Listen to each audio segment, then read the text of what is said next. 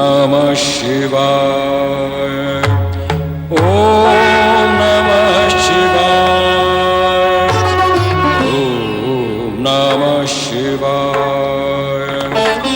ओम नमः शिवाय। ओम नमः शिवाय। ओम नमः शिवाय। ओम नमः शिवाय। ओम नमः शिवाय। ओम नमः शिवाय। ओम नमः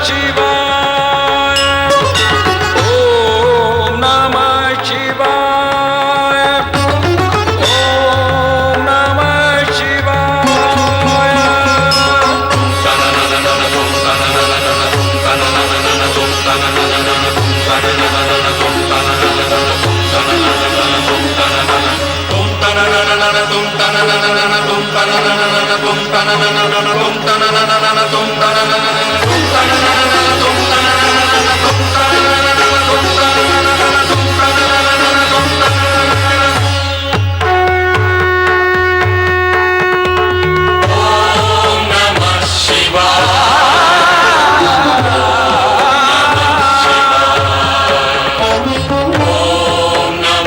शिवाय।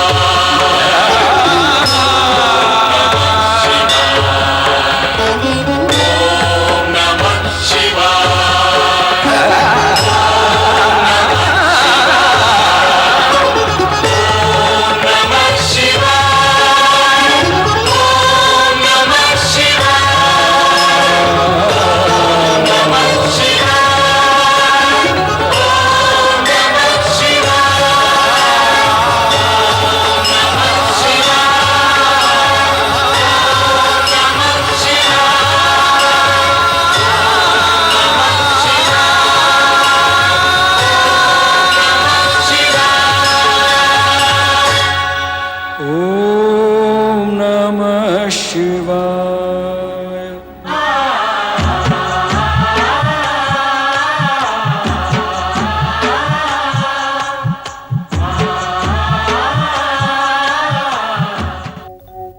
मैं ओंकार हूं,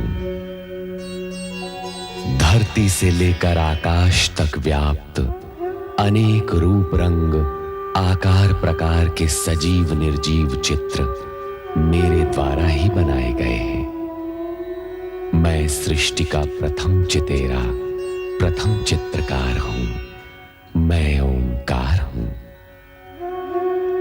दक्ष कन्याओं से विवाहोपरांत चंद्रदेव ने रोहिणी के प्रति आकर्षण और शेष के प्रति विकर्षण प्रकट किया तो रोहिणी चिंतित हुई। उसकी सभी बहनों ने पिता दक्ष के समक्ष अपना दुख प्रकट किया। क्रोधित दक्ष चंद्र को प्रताड़ित करके रोहिणी को बलपूर्वक अपने साथ ले आते हैं, जहां उसकी बहनें तथा माता वीरणी और अधिक दुखी हो जाती हैं। उत्तेजित और दुखी दक्ष पिता ब्रह्मा के पास जाकर पूछते हैं कि वे स्वयं सृष्टिकर्ता हैं, फिर शिव की आराधना क्यों करते हैं। मार्ग में नारद से मिलने पर उनसे भी वे रोहिणी की ही चर्चा करते हैं। पुत्र के व्यवहार से दुखी होकर अत्रि व अनुसूया शिव के नाम का जाप करते हैं। कैलाश पर वे सती को भी शिवाराधना में निमग्न देखते हैं। एक रात्रि जब चंद्र रोहिणी को चुपचाप ले जाने दक्ष भवन में आता है तो दक्ष उसे श्राप देते हैं कि उसकी सुंदर काया को क्षय रोग नष्ट कर देगा। देवराज, देवराज, देवराज, गुरु बृहस्पति, देवराज इंद्र, देवी इंद्राणी और समस्त देवतागण, अत्यंत कष्टकारक समाचार है। कष्टकारक समाचार? ऐसी क्या अनहोनी हो गई वायुदेव? प्रजापति दक्ष के शाप के फलस्वरूप चंद्रदेव क्षयग्रस्त होकर निस्तेज हो गए हैं। उनके प्रकाश के अभाव में पृथ्वीलोक और नक्षत्र लोक में मलिनता छा गई है। वातावरण प्रदूषित होने लगा है और सृष्टि की व्यवस्था का संतुलन बिगड़ता जा रहा है। देव,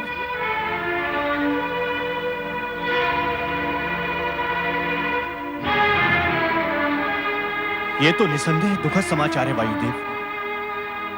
यदि शीघ्र इस समस्या के निराकरण हेतु कोई उपाय न किया गया तो चंद्रदेव सदा सदा के लिए निस्तेज हो जाएंगे।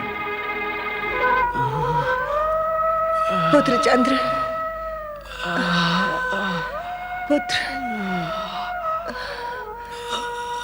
पुत्र चंद्र। वही हुआ जिस बात का मुझे भय था। दक्ष के इस कठोर शाप के आगे हमारे सभी मंत्र, यज्ञ, हवन कोई प्रभाव नहीं दिखा पाएंगे। हम वो अभागे माता पिता हैं जिनकी आंखों के सामने उनके पुत्र को। नहीं, ऐसा मत कहिए स्वामी, ऐसा सोचे भी नहीं। माँ जननी होती है, उसमें सृजन की शक्ति होती है। वह अपनी संतान के लिए मृत्यु से भी संघर्ष कर सकती है। मैं भी अपने पुत्र का अनिष्ट नहीं होने दूंगी। परमपिता, क्या चंद्र सदा के लिए अस्त हो जाएगा? क्या आप नक्षत्रों को नए सिरे से अपने मार्ग निश्चित करने होंगे? कुछ तो कीजिए। हे सृष्टिकर्ता, आपकी सृष्टि पर संकट मंडरा रहा है। ये सत्य है, चंद्र से अपराध हुआ है। और यह भी सत्य है कि दक्ष ने क्रोध में आकर अपने अपराधी जामाता को श्राप दे डाला। उसे यह भी ध्यान न रहा कि चंद्र मात्र दक्ष का जामाता नहीं, सृष्टि का एक आवश्यक यंत्र भी है। उसके न रहने से पृथ्वी का संचालन डामाडोल भी हो सकता है। किंतु तो क्या सृष्टि समाप्ति के कगार पर पहुंचने वाली है परमपिता? मुझे ऐसा प्रतीत होता है कि सृष्टि की रचनात्मक शक्तियों का यह द्वंद्व एक सीमा से आगे नहीं बढ़ेगा। इस दशा में मुझे विचार करना होगा। विचार।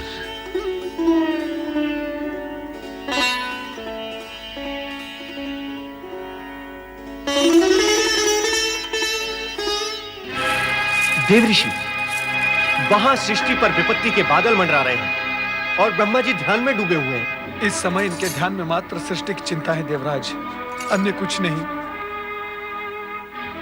परंतु इसमें इतना सोच विचार करने की क्या आवश्यकता है? ब्रह्मा जी को करना होगा कि चंद्र को शाप से मुक्त करने के लिए अपने मानस पुत्र दक्ष को बाध्य करें, अन्यथा सृष्टि में प्रलय हो जाएगी। देव ऋषि, प्रलय हो जाएगी। ऐसा नहीं हो सकता देवराज इंद्र, हमें धैर्य से काम लेना होगा। यह हमारी परीक्षा की घड़ी है। भगवान शिवशंकर की कृपा से चंद्र की रक्षा का मार्ग अवश्य मिल जाएगा। हमारा हृदय टूट चुका है माते। कैसे पिता है हमारे, एक हाथ से हमारा कन्यादान करके हमें सौभाग्यवती होने का आशीर्वाद दिया और दूसरे हाथ से छीन भी लिया।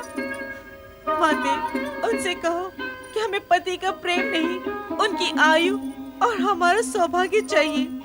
पिता अपना श्राप लौटा ले और हमें हमारा पति दे दे। वे जैसे भी हैं, हम उनके साथ जीवन निर्वाह करेंगे। तुम्हें कैसे समझाएं पुत्रिया? दिया हुआ श्राप लौटाया नहीं जा सकता, ये असंभव है। हाँ, अब एक आसरा है, भगवान शिवशंकर। वो भक्त वत्सल हैं, भोलेनाथ हैं। यदि उन्हें तुम बहनों पर दया आ गई तो चंद्र को नया जीवन और तुम सबको तुम्हारा सौभाग्य सिंदूर भी मिल सकता है। तुम धैर्य मत छोड़ो अश्विनी, तुम सबकी मनोकामना अवश्य पूरी होगी।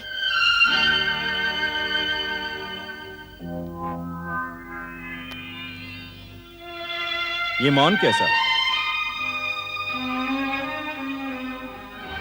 क्या मैं इस मौन का कारण जान सकता हूं? महारानी, कोई मेरे प्रश्न का उत्तर क्यों नहीं देता?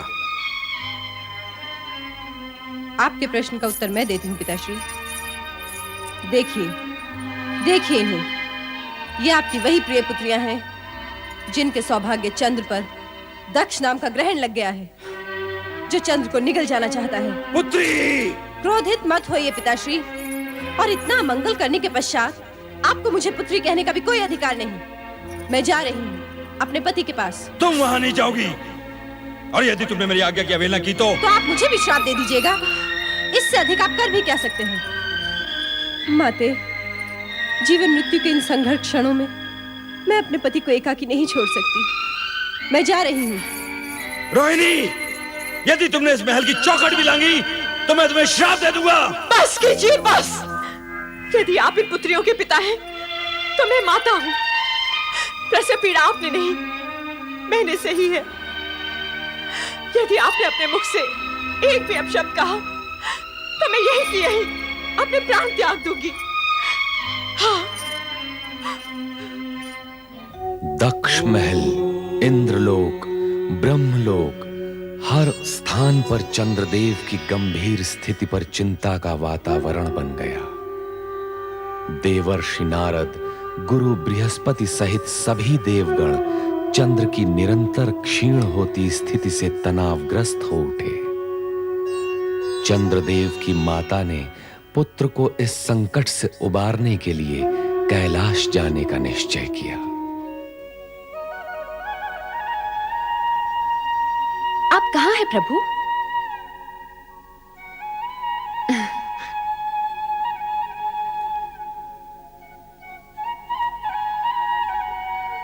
आपके चरणों में मेरी पूजा स्वीकार हो प्रभु। नंदी, भृंगी, शिवगणों, प्रणाम सती माता। सती माता की जय। महादेव यहाँ नहीं है। नंदी, वे कहाँ गए? मैं भी स्वयं चकित हूँ माता। जब भोलेनाथ के दर्शन के लिए मैं आया था तो भोलेनाथ यहाँ पर समाधि में लीन थे। अब पता नहीं कहाँ अदृश्य हो चुके हैं। प्रणाम महादेवी सती। संभवतः आप मुझे जानती नहीं, जानेंगी भी कैसे? आप मुझे प्रथम बार देख रही हैं। आप कौन हैं देवी? हम सब ये जानने के लिए उत्सुक हैं। मैं अत्रि ऋषि की धर्मपत्नी चंद्रदेव की माता अनुसूया हूँ महादेवी सती। महादेव जी और आपके चरणों में प्रणाम करने आई हूँ।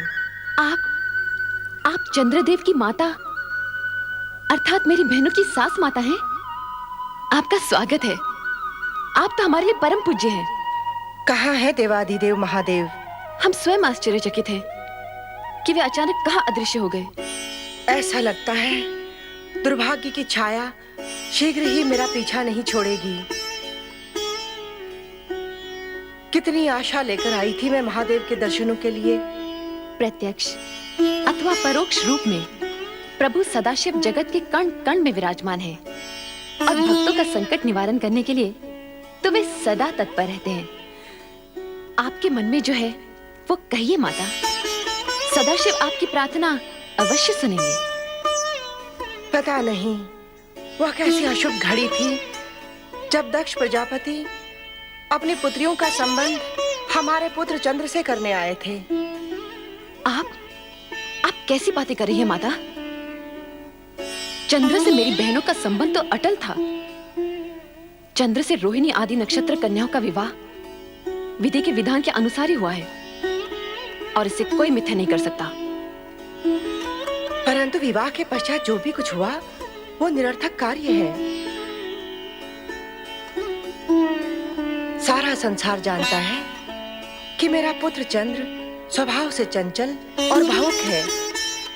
तुम्हारी सभी बहनों में से रोहिणी ही उसे सबसे अधिक प्रिय है और उसी का परिणाम आज चंद्र भुगत रहा है। क्या हुआ चंद्रदेव को?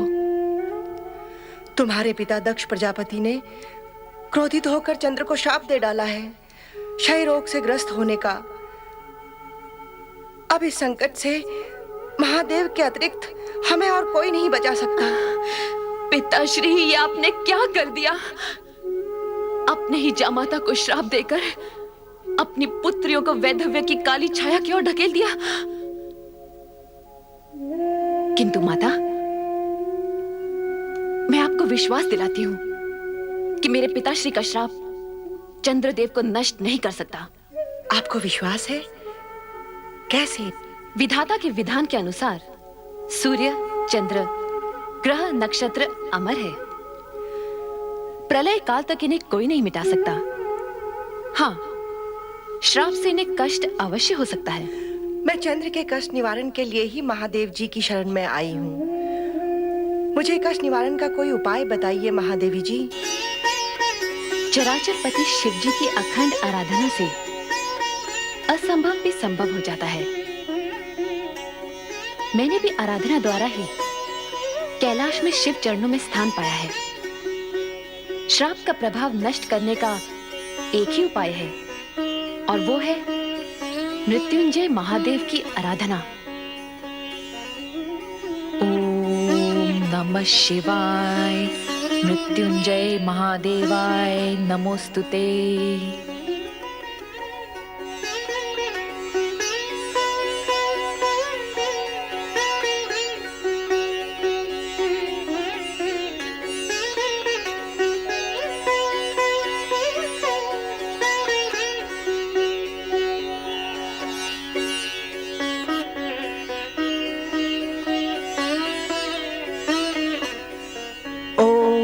नमः शिवाय, मृत्युंजय महादेवाय नमोस्तुते। परमपिता ब्रह्मा, आपने शिव आराधना करके चंद्र की श्राप मुक्ति का उपाय अवश्य जान लिया होगा।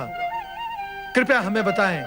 चंद्र की श्राप मुक्ति का एक ही उपाय है, मृत्युंजय महामंत्र से शिव की आराधना।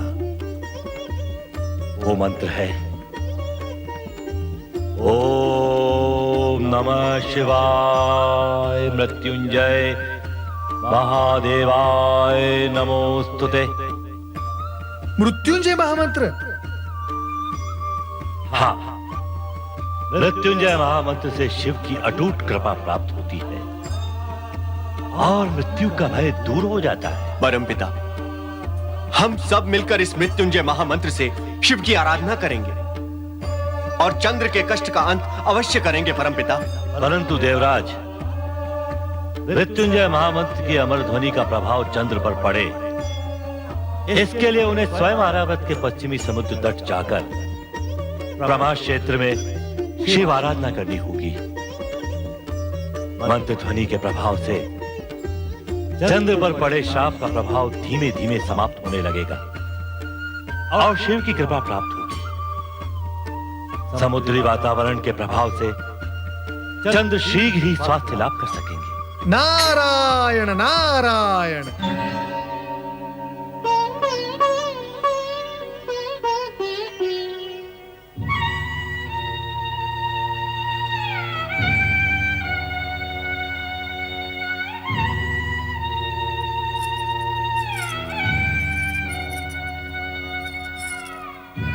स्वामी, आपकी ये दुर्दशा मेरे ही कारण हुई है।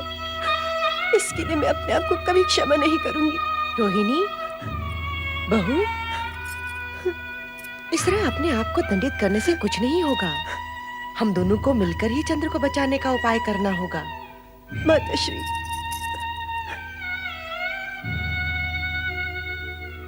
तुम समझती हो मेरे चंद्र की इस दुर्दशा का कारण तुम हो, परंतु यह सत्य नहीं है। तुमने तो सदा ही मेरे चंद्र के हृदय को प्रफुल्लित किया है, उसे सुख दिया है।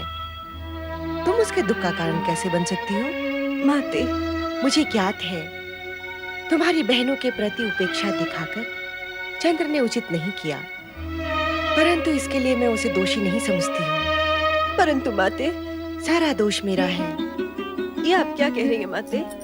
तुम्हारे पिता दक्ष प्रजापति का प्रस्ताव ही मुझे स्वीकार नहीं करना था, जिसमें उन्होंने अपनी 27 कन्याओं का विवाह मेरे चंद्र के साथ करने की बात कही थी। परंतु आपने और पिताश्री ने तो कहा था कि ये विधाता का अटल विधान है, इसे कोई नहीं बदल सकता। दुर्भाग्य को विधि का अटल विधान बताकर किसी भूल से मुक्ति नहीं पाई जा सकती रोहिणी। भूल तो भूल ही होती है और भूल का परिणाम जाने अनजाने सभी को भुगतना पड़ता है। तो मेरी बहनों की उन आकांक्षाओं का क्या होता? उन्होंने भी तो मेरे समान चंद्रदेव को मन ही मन पति स्वीकार कर लिया था। मन ही मन पति रूप में स्वीकार करने का अर्थ किसी को विवाह के लिए विवश करना नहीं होता है रोहिणी। तुम्हारे पिता दक्ष का कर्तव्य था कि वे इस विवशता को रोक देते, परंतु इस प्रस्ताव को चंद्रदेव ने भी तो चुपचाप स्वीकार कर लिया था।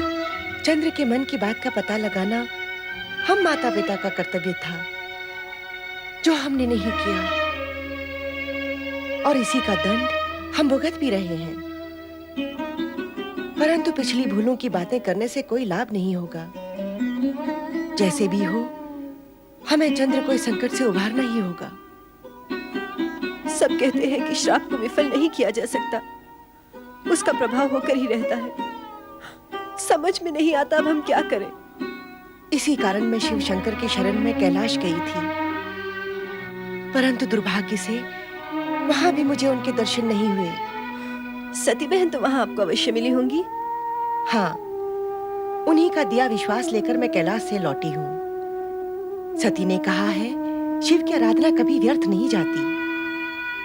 चंद्र के प्राण रक्षा हेतु अब हमें शिव की आराधना करनी होगी। यही एकमात्र उपाय है।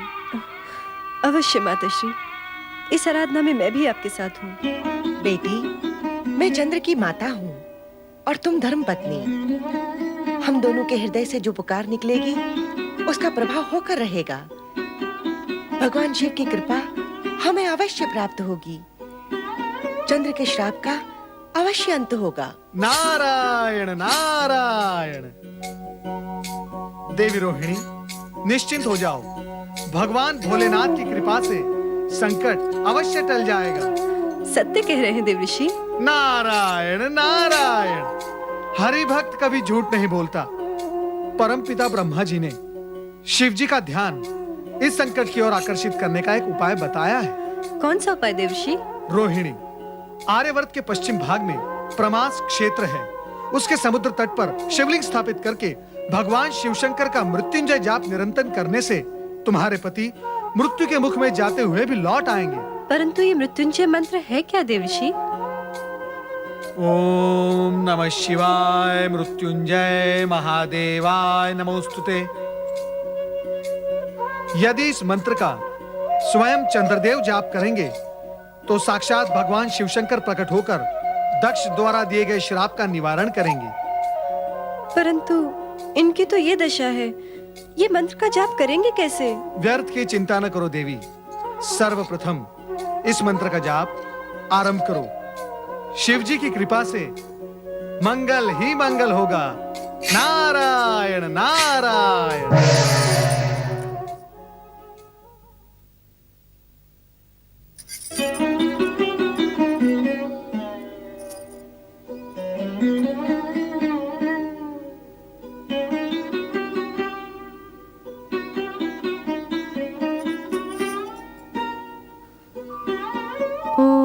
नमः शिवाय मृत्युंजय महादेवाय नमोस्तुते। ओम नमः शिवाय मृत्युंजय महादेवाय नमोस्तुते। ओम नमः शिवाय मृत्युंजय महादेवाय नमोस्तुते।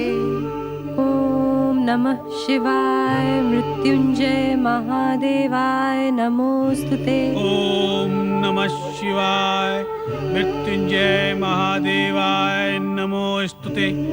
ओम नमः शिवाय मृत्युंजय महादेवाय नमोस्तुते। ओम नमः शिवाय मृत्युंजय महादेवाय नमोस्तुते। ओम नमः शिवाय मृत्युंजय महादेवाय नमोस्तुते। ओम नमः शिवाय मृत्युंजय महादेवाय नमोस्तुते। ओम नमः शिवाय मृत्युंजय महादेवाय नमोस्तुते। ओम नमः शिवाय मृत्युंजय महादेवाय नमोस्तुते। ओम नमः शिवाय मृत्युंजय महादेवाय नमोस्तुते। ओम नमः शिवाय मृत्युंजय महादेवाय नमोस्तुते। ओम नमः शिवाय मृत्युंजय महादेवाय नमोस्तुते। ओम नमः शिवाय मृत्युंजय महादेवाय नमोस्तुते।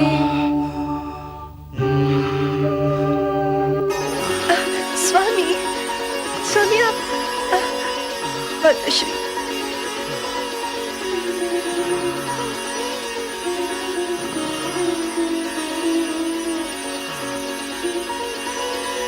स्वामी, रोहिणी, माते, स्वामी, चिरंजीव रहो पुत्र। माता श्री, देव ऋषि के कहे अनुसार मैं इन्हें शीघ्र ही ब्रह्मास्त्र क्षेत्र ले जाऊंगी।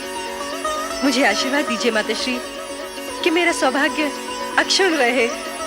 मेरा आशीर्वाद सदा तुम्हारे साथ है पुत्री। अखंड सौभाग्यवती भव।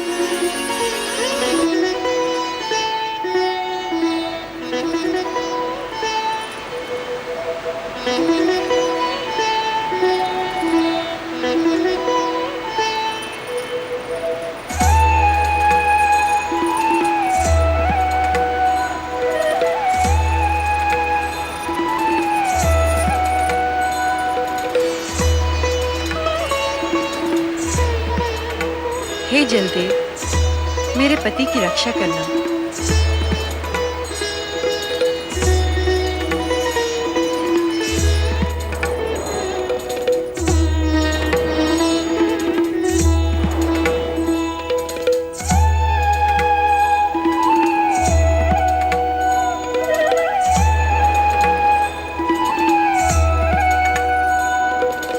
ओम नमः शिवाय। मृत्युंजय महादेवाय नमोस्तुते। ओम नमः शिवाय। मृत्युंजय महादेवाय नमोस्तुते। ओम नमः शिवाय।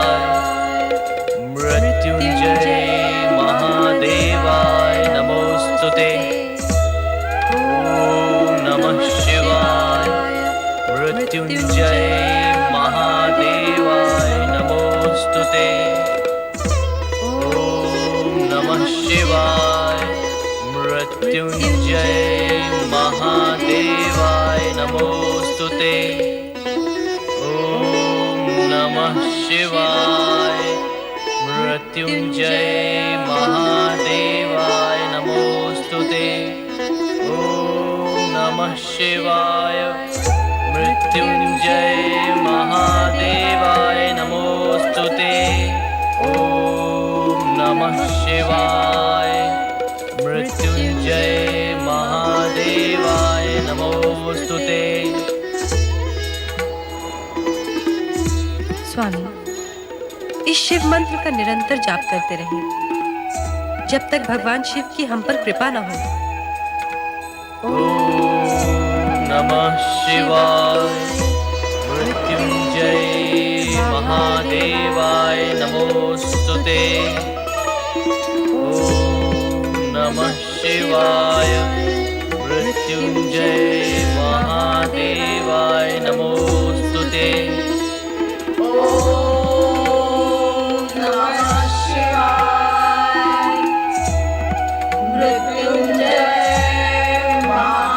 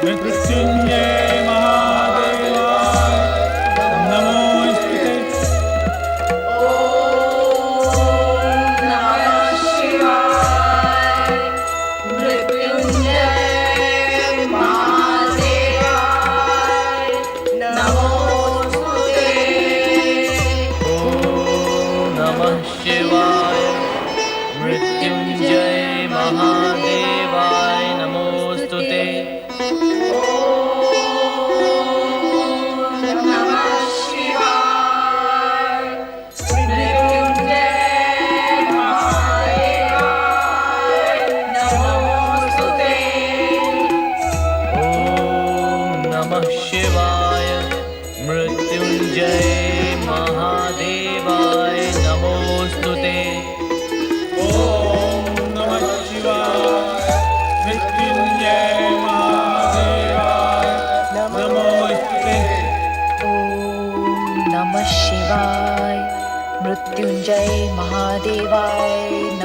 नमोस्तुते।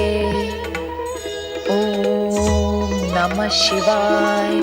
मृत्युंजय महादेवाय नमोस्तुते। ओम नमः शिवाय। मृत्युंजय महादेवाय नमोस्तुते।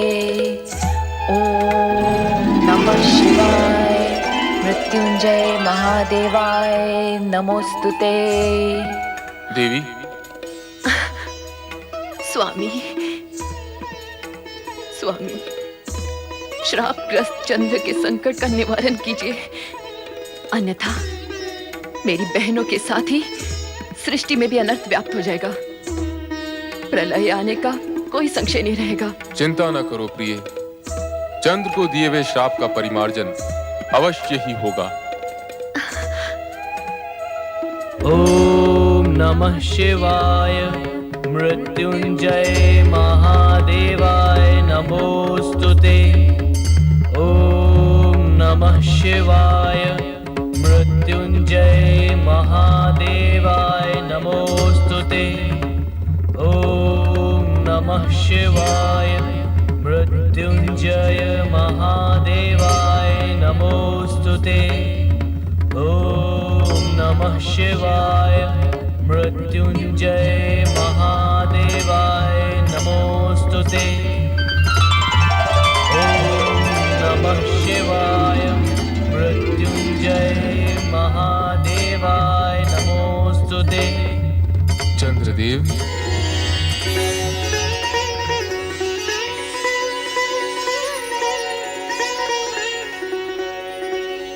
ओम नमः शिवाय। मृत्युंजय महादेवाय नमोस्तुते। मृत्युंजय मंत्र के निरंतर जप से तुमने हमें प्रसन्न किया, साथ ही मृत्यु को भी जीत लिया। अब तुम्हें किसी प्रकार का कोई भय नहीं।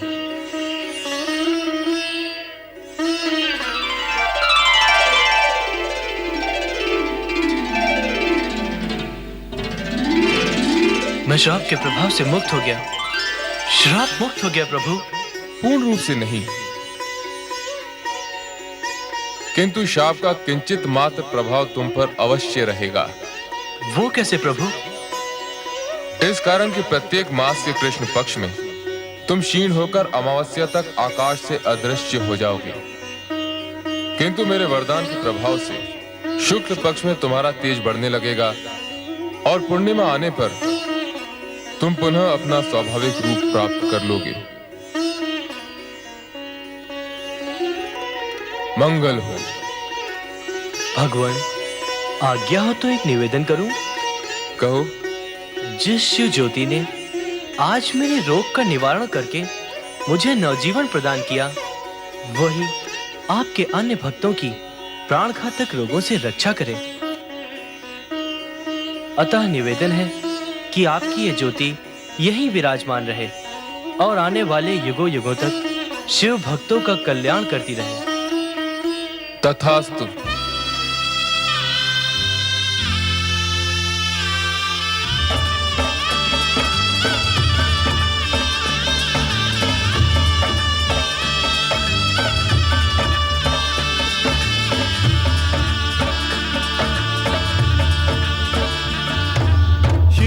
भक्त जनों ने पुकारा जब संकट पड़ने पर, शिव के भक्त जनों ने पुकारा जब संकट पड़ने पर, तब तब ज्योतिर्लिंग में पधारे अजय अमर शिव शंकर।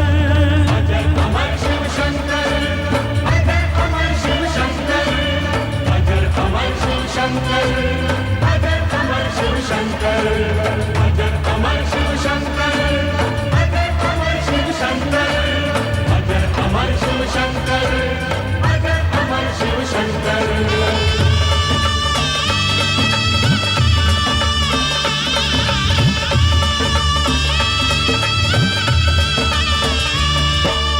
राजा दक्ष ने चंद्रदेव को क्रोध में श्राप दिया था। ब्रह्माज्ञा से चंद्रदेव ने शिव का जाप किया था। चंद्रदेव को श्राप से मुक्ति देने स्वयं शिव आए। चंद्र का यश बढ़ाने यही वो सोमेश्वर कहलाए।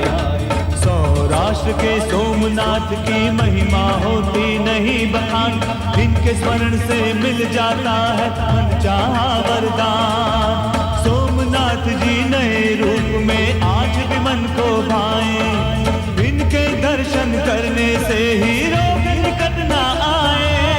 सोमनाथ शिव की जय हो, सोमनाथ शिव की जय हो, सोमनाथ शिव की जय हो, सोमनाथ शिव की जय हो, सोमनाथ शिव की जय हो, सोमनाथ शिव की जय हो, सोमनाथ शिव की जय हो, सोमनाथ शिव की जय हो। ओम नमः शिवाय, ओम नमः शिवाय, ओम नमः शिवाय, ओम नमः शिवाय, ओम नमः शिवाय, ओम नमः शिवाय, ओम नमः शिवाय, ओम नमः शिवाय,